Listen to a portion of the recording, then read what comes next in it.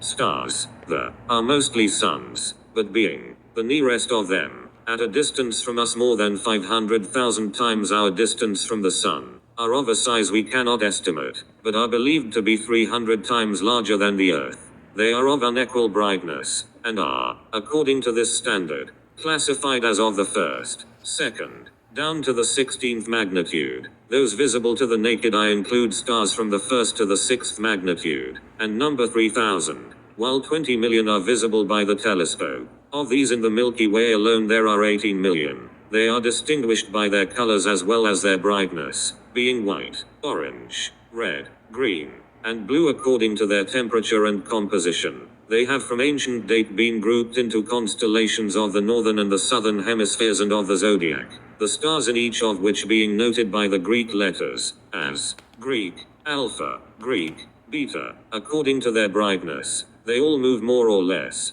and some go round each other, and are called double according as there are two or more of them so revolving. Besides stars singly visible there are others called clusters or nebula.